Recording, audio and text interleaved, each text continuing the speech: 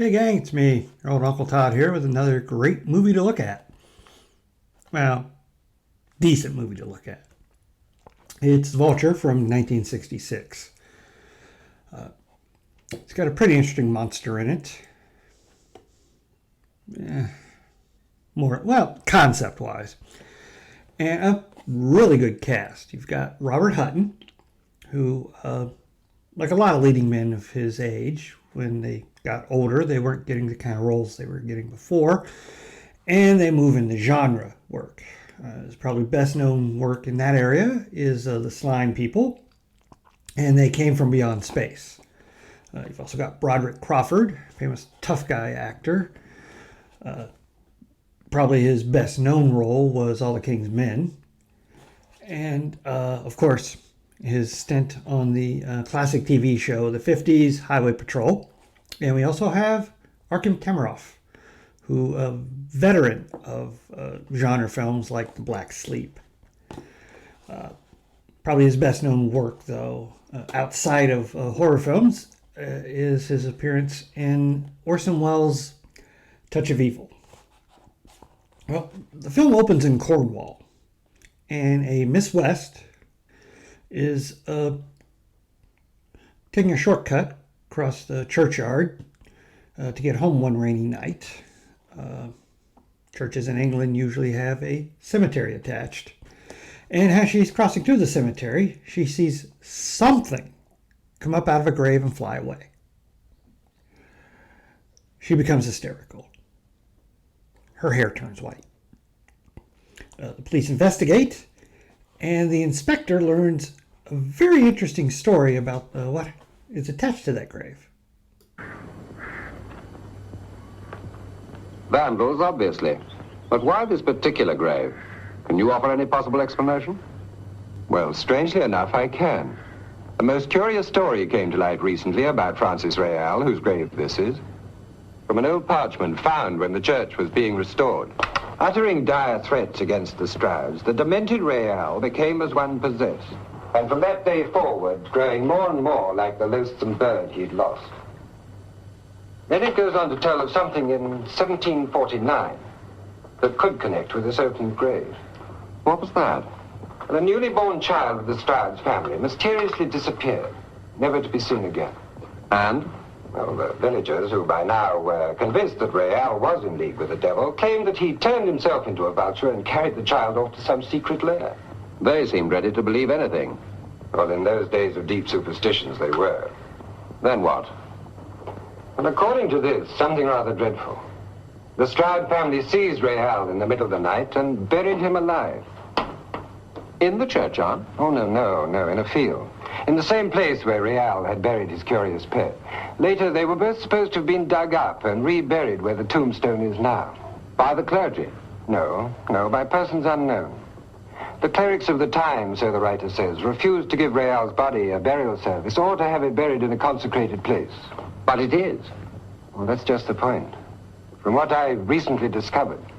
Turns out that grave is not on church property. The church property ends right before that grave. It's on common land. Everything buried there is on common land. Anyway, that night at the hospital, Miss West is visited by a very threatening man.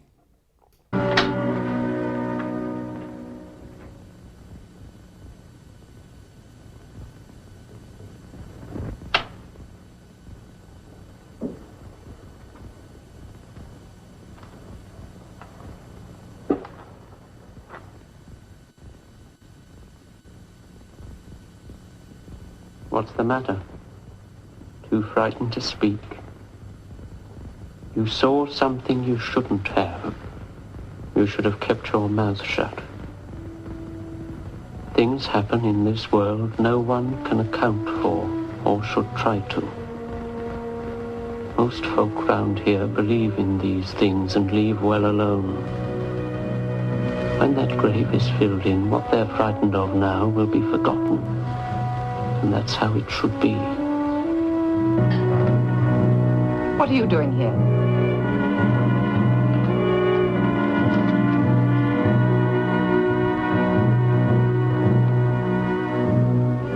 We'll see more of him later on. Right now, our main characters are being introduced. Stroud, Roderick Crawford, is expecting a visit from his niece Trudy and her husband Eric, Robert Hutton. They learn about the interesting experience in the graveyard, but they don't think much of it. But then they make a ghastly discovery on the beach. Relationships sound positively indecent. Hey there! Yeah. Come and look!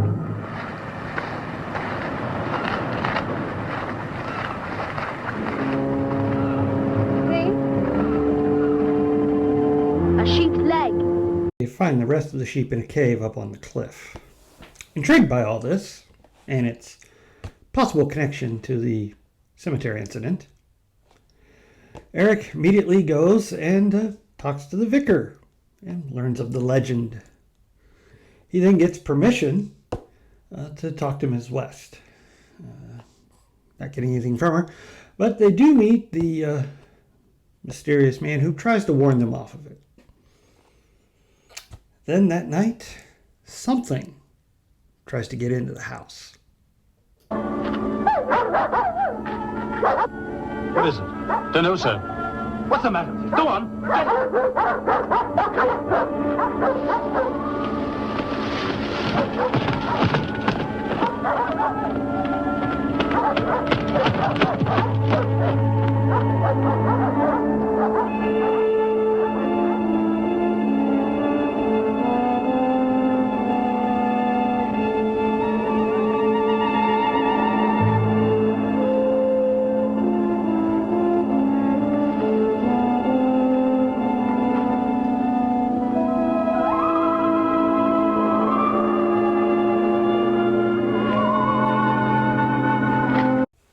Curiouser and curiouser, eh? Well, Eric then goes to see Professor Cornish, Akram Termoff, and gets his opinion on the legend. To get to the point, Professor, my reason for being here is that parchment found in the church. Oh? You were very interested, I believe. Yes, I was indeed. And for a singular reason, a bit naive, perhaps. Because the German translation of the word real is the same as yours. Yes. Königlich. Yes. In English, royal. You're absolutely right, Mr. Luton. And you're very perceptive, I should say. You see, I'm German-born, but of Spanish origin. And I wondered if there could possibly be any connection. And? Well, the parchment is genuine enough, that's true. But being unsigned, I very much doubt the authenticity of the story, which perhaps is all for the best. I'd hate to think that I was descended from a man buried alive as a sorcerer by the family of my good friend Brian. Oh, isn't he like the most charismatic person in the film so far? That's acting for you. Anyway, Eric returns back to the estate of his uncle-in-law, where he expounds on his theory of what caused the vulture. Being an atomic scientist, I'll let him explain it. The scientific brain has produced a monstrous creature, half bird, half man, by means of nuclear transmutation. Oh, you're talking about this man, the Atari thing, and you're asking me to believe that? It happens to be true. A disastrous scientific fact. What is nuclear transmutation? The changing of atoms of one element into those of another by suitable nuclear reactions. Would you put that in simple language? A living person has been transferred through the ether and reassembled in the grave of Francis Riel. Now, what was in that grave has in a like manner been transferred and reassembled in the place where the experiment was made. Is this really possible? Yes. Only something went wrong. Terribly wrong. Oh, what's that? Whoever made this experiment failed to take into account the vulture that was buried along with Riel and the threat to your family that was still in the grave. What are you trying to say now? I'm not trying to say anything. Every sound ever uttered is still in the ether, waiting to be recaptured. This unknown someone accidentally did it. Recaptured the threat of a man buried alive. And? From the grave has come this creature with a threat to wipe out every member of your family, from the youngest to the oldest, in that order. You, your brother Edward, and Trudy. Well, what are you going to do about it? Find this creature somehow and destroy it. Soon after this discussion, gold coins start being found around the churchyard and other places in a direct line to that cave. This gives more credence to Eric's theory, as there was a treasure chest of gold coins buried with Real. My mistake. Then the inevitable happens. Stroud is grabbed by the Vulture. Oh, I'm not going to show you that scene. It's my favorite scene in the film. You'll see it after the credits. And his body is found in the cave. Panicked, concerned, Eric takes Trudy to London for safety. While he is gone taking care of that, Edward, Stroud's brother, is put under police protection. And who should pop up at his house?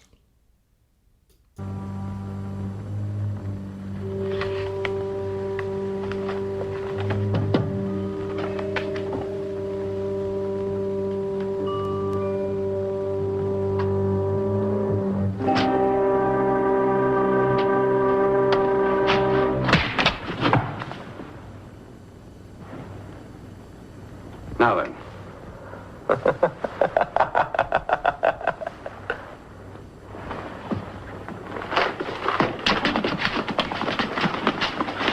Leave me alone. Hey, are you all right? Yes. Who is this? The local sexton. Let me go. The someone you mentioned this afternoon? That's right. We had him under observation, but he got away for a time out in the garden.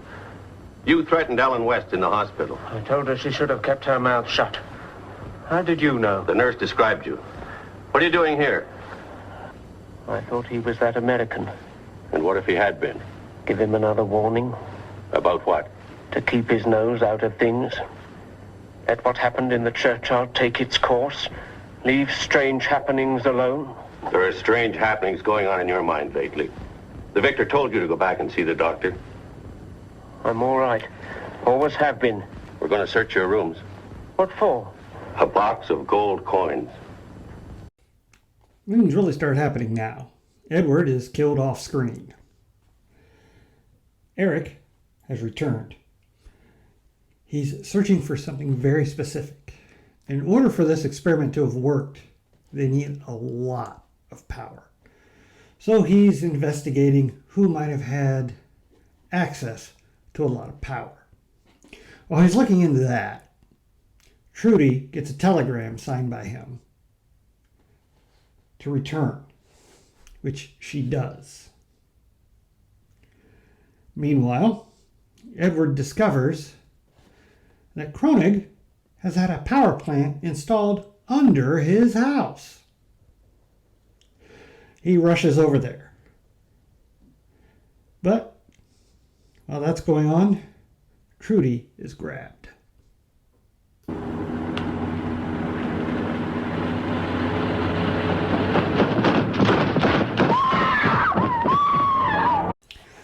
While Trudy is in the hands of the Vulture, Eric discovers the lab.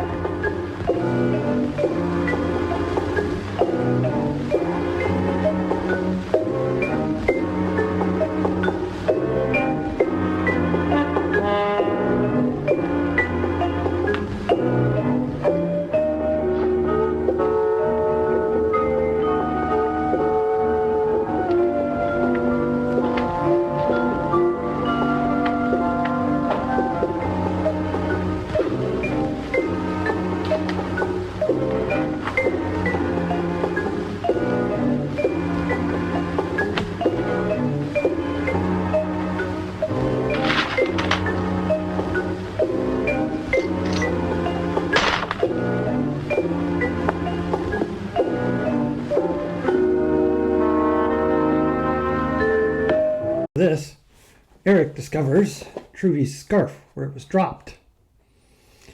Realizing she must have been grabbed by the Vulture, Cornish, he rushes to the cave. And very frustratingly, we, the audience, don't get to see the monster in all his glory.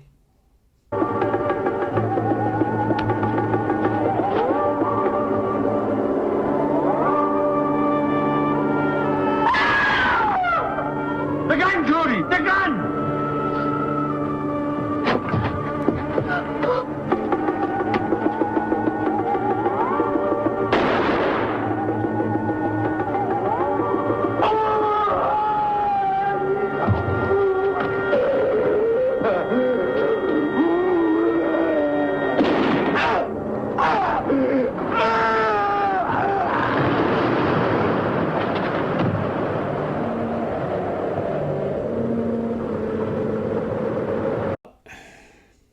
After that, Eric gets Trudy out of the cave and buries the professor's body in the ocean because the police are not going to believe this, and there are things man should not know.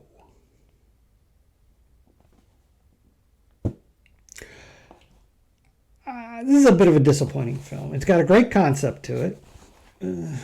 Mystery's not that good. Once Akim is introduced, you kind of figure he's the bad guy. I mean, it's kind of obvious. But he gives such a great and charming performance that you don't mind it when he's on screen. Hutton's a bit stoic. Crawford's enjoyable at times.